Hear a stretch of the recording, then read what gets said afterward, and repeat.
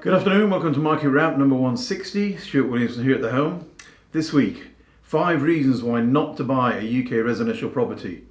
Controversial and drawn from an excellent article by Stuart Kirk in the FT this week. But first, a short look at the UK house prices and the rental market as to what's going on. Basically, the UK house prices tick up despite surging mortgage costs.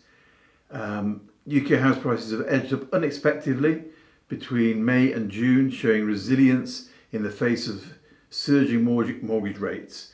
Okay, it's early doors yet and the rates haven't really kicked in, but still a fair amount of strength up there. According to data published on Friday last, the mortgage provider nationwide said property prices rose by 0.1% in June. Surprising economists polled by Reuters, who had forecast a fall of up to 0.3% compared to June last year. House prices were actually down 3.5%, largely unchanged from the 3.4% in the previous month, and it was obviously better than 4% forecast by analysts, so things are showing quite a lot of strength. However, it's still the fastest annual decline since 2008. In addition, official data showing that wage growth and inflation is stuck around 7% has pushed up interest rate expectations. I think we're talking, they're pricing in about 6.25% by the end of 2023, up from the current 5%. I mean, this is already priced into the market, so we don't see it having and the mortgage brokers we work with don't see it having a specific effect on rates. I'll be up at a third or 0.5% in real terms. For an average lender coming off a 2-year fix, a new 2-year fix equates to an increase of about £385 a month if it's around a 6% mark. Those coming off a 5-year, the deal is actually a bit better. You're probably looking at about a £350 increase a month on a typical mortgage. Okay, this is only nationwide though, and they only look at certain sort of figures, and we have covered this in the past. Zoopla, Nationwide, all of the different ways of measuring. Nationwide's are a bit skewed sometimes. Now, look at rents.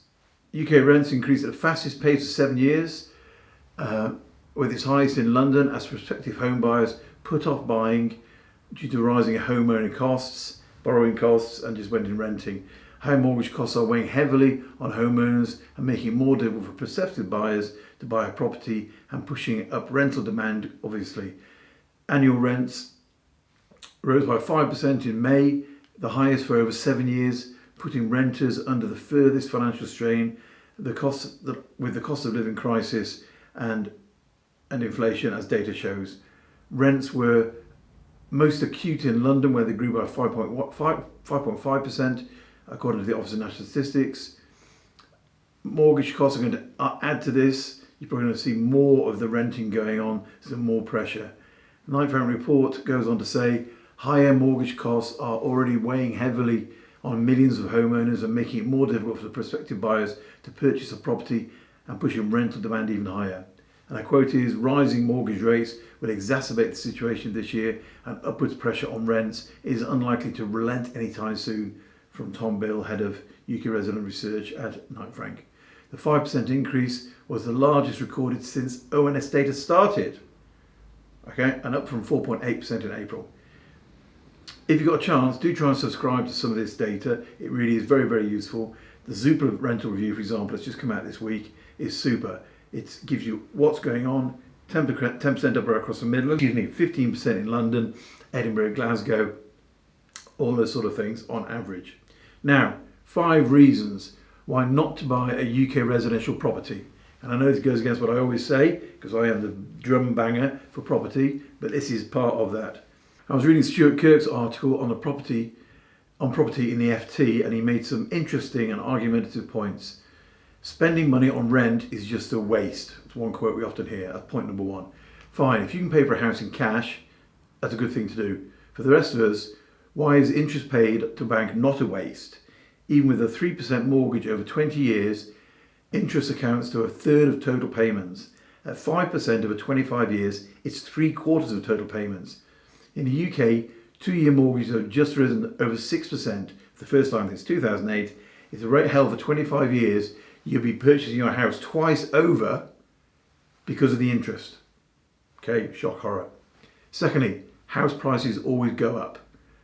Well, according to Mr. Kirk, most assets rise in price due to inflation and the short, medium and long term. However, the statement is hogwash. Steep and sudden falls and long periods of prices drifting, such as in continental Europe recently, are more common. How about 40% plunge in Hong Kong prices in 1997? Or the 1/5 decline in the US and the UK? The former during the financial crisis, the latter during the early 1990s. We must remember those. Likewise, in the medium term, Japanese house prices declined year after year for decades after the bubble burst in 1989 and ended up 2/3 lower than they were on average. Some condos fell by 90% in value. And in the long run, housing is mostly on an awful investment, barely keeping up with inflation in developed countries. The FTSE 100 returns are double the UK house price growth since 1990. In the US, equities have given you 15 times the return of housing in the last over 100 years. Crazy. It's all about supply and demand. There's not enough land, councils aren't building, blah, blah, blah. What is ironic about Hong Kong and Japanese examples is the locals never expected to crash for the same reasons we don't in the UK today. That supply is constrained. Nonsense, Mr. Kirk says. Look at an airplane window. Even in Japan, where 14% of land is super construction, when the panic set in, suddenly there was plenty of supply. The first thing I noticed when moving to Britain, this is Mr. Kirk speaking, in 1990 was the sale signs everywhere. Likewise, demand is hardly inelastic. As with every asset, prices are a function of incomes that support it. When the Imperial Palace in Japan was worth more than California, central Tokyo apartments reached 15 times average gross incomes at their peak. That's not much more than 13 times what it is in London today. It's madness to believe the UK is unique, even if it is. For the country as a whole, the average house is now almost 9 times earnings, the highest it has been for 150 years, according to Schroders. Remember too that because houses are a financial as well as a physical asset, prices should also reflect the future. So there is no point arguing that a rosy outlook for Australia and the US because of immigration, because as with equities, that's already been built into the pricing and discounted. Okay, point number 5, we decided to go to Barbados this winter because our home has tripled in value. Lucky indeed, but if you're minted enough to manage to sell your house while prices are high, if you're properly accounted for the cost and time you spend renovating, and if you trade down, some people do very well. If your home has tripled in value, however, the chances are you will need to buy a house that's also tripled in value when you sell. Sure, your purchasing power has been maintained versus a renter, but in absolute terms, you'll only feel richer if you move somewhere cheaper. Okay, and finally, you know where you are with bricks and mortar. It's future-proof, isn't it? Well, here Mr. Kirk makes 2 predictions. First, flying cars will drastically reduce the price differential between urban and rural house prices. And second, no one will want to buy your flat or suburban house when they can have a mansion by the sea in virtual reality. Okay, so there's, I think, 6 points as why Mr. Kirk thinks house prices in the UK houses shouldn't be bought. Entertaining reading. Some points to make though. Unless we got it wrong, unless Mr. Kirk has had some input from his namesake, James T, he doesn't know what the future holds either. We don't also all have the luxury, looking at asset management, of being an asset manager and being able to manage a portfolio. We're just simple working people who buy property while they have their other jobs to do. You don't put all your eggs in one basket. You have funds, you have bonds, you have classic cars, you have all those sorts of different things. Bear in mind that 8 out of 10 fund managers don't outperform the index. Do pay off loans, as he suggests, as quickly as possible on your home, so to reduce interest. In Australia, you can pay fortnightly, which is amazing. Try doing that. However, if someone else is paying your mortgage off, i.e. not you, but a tenant, it's a different picture completely. What if you have 5 houses and they're all paid off by tenants? Agreed, prices in London are very high. That's why it's important to diversify. HMOs, buy-to-let, short-term lets, PBSR, all over the country. Have all those sorts of things. Be realistic when you're buying stuff. If your home triples in price, yes, you paid for that. But if your property, your buy-to-let you buy, just pays itself off over 15 years, that's only 30% you put into it, and it's giving you 70% back. Okay, you have lots of running costs, but it's still someone else paying off your loan. So simple stuff. Try to put a bit different spin on this week. You should read Mr. Kirk's article. He's a very interesting chap. He used to write the Lex column, which is a fantastic column in the FT. Do consider very, very long and hard if you're buying property now, because the ties, as we call them, transport, infrastructure, employment considerations apply more than ever.